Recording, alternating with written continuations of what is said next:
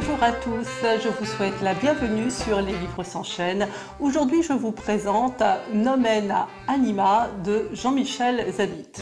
Je tiens d'abord à m'excuser auprès de l'auteur pour l'attente, parce que j'ai reçu son livre au mois de février et j'ai été prise par le temps, j'ai été prise par d'autres priorités littéraires et je voyais ce livre-là et je savais bien qu'il fallait que je le lise et que je m'y mette et je n'y arrivais pas.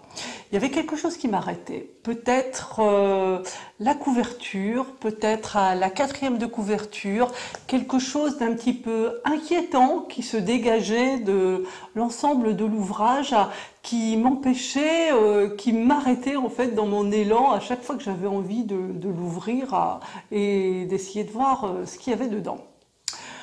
Donc, on est dans un univers de sorcières, dans un univers qui ressemble beaucoup à celui de George Sand dans l'Indre. On se verrait bien dans l'Indre dans cette histoire parce que on est dans un univers de sorcières et de rebouteux, mais contemporain. On n'est pas parti quelques siècles en arrière.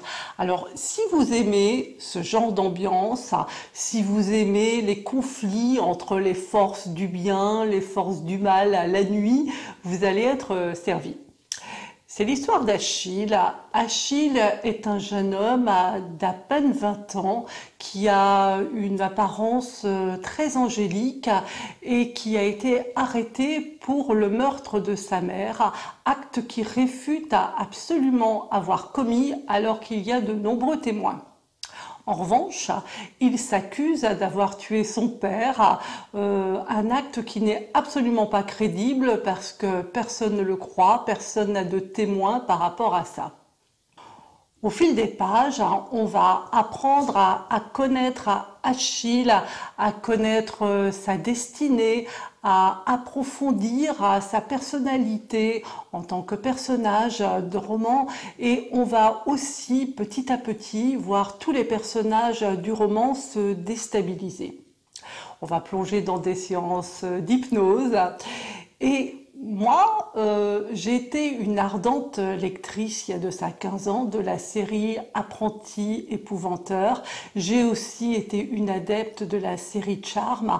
Et là, j'ai retrouvé un peu des ingrédients des deux séries dans ce roman que je vous engage vraiment à lire parce que si vous voulez savoir de quoi il s'agit en ce qui concerne le Nomen Anima, il n'y a qu'en lisant que vous allez pouvoir savoir de quoi il retourne.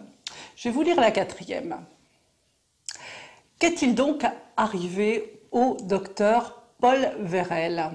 Comment ce psychiatre chevronné a-t-il pu se retrouver en syndrome post-traumatique alors qu'il expertisait cet adolescent à l'apparence si inoffensive? Tout porte à croire qu'il s'est passé des choses vraiment étranges durant ces 3 jours passés avec celui que l'on nomme désormais le boucher de la Gragne. Aurez-vous le courage de marcher sur les pas d'Achille le boiteux? Alors allez-y, parce que franchement c'est très plaisant à lire et moi j'ai passé un très bon moment, je remercie encore l'auteur. Je vous remercie tous d'être passés sur Les Livres s'enchaînent, je vous souhaite une bonne lecture et je vous dis à bientôt.